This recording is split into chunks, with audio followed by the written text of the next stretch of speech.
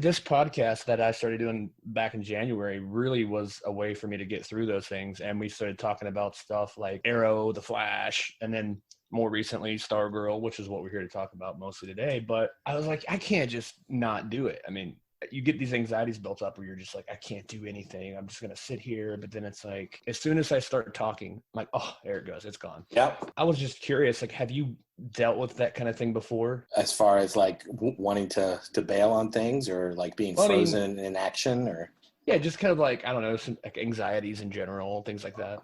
Oh yeah. Yeah. I mean, I do. So I am working on some anxiety issues right now. You know, I lost my mom 3 years ago. I lost her to pancreatic cancer, and it was 4 months from the time she was diagnosed to the time she passed away. And wow. Yeah, and I was her primary caretaker, like her primary care advocate. So I went to all the appointments. I went to all the chemotherapy. I went to a lot of things, and I dealt with a lot of things that were just very traumatic.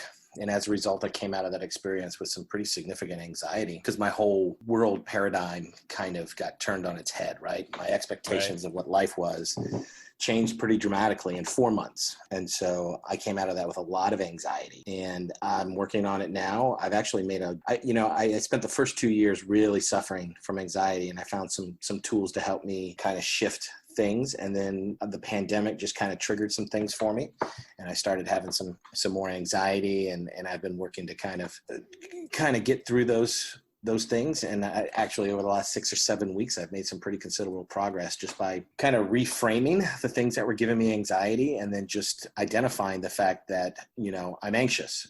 Success over anxiety is not the absence of anxiety. It's just recognizing that it exists and then learning how to manage it so it doesn't kind of overtake me.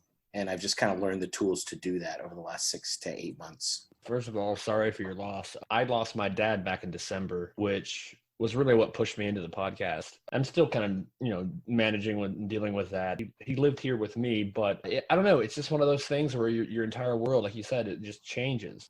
We spoke with Mark Guggenheim a few weeks back, and I told him it's like, Crisis on Infinite Earths, the big crossover event was happening. Midway through, they go on their winter break, and my father passes away over that time. So in the show, it kind of mirrored my life, where their new world and their new reality, they have to adjust to. And that helped me get through that in a big way. And it sounds kind of silly to think like, oh, this TV show helped me, but in a lot of ways it did. Well, I don't think it sounds silly at all. I think each one of us deals with these things in their own way. And I don't think there's anything silly about any of that. Like, I read this book that talked about dealing with grief. And I think one of the things I read and one of the things I believe is that, you know, there's a lot of people around us, and society to a certain extent tells us how we're supposed to deal with grief.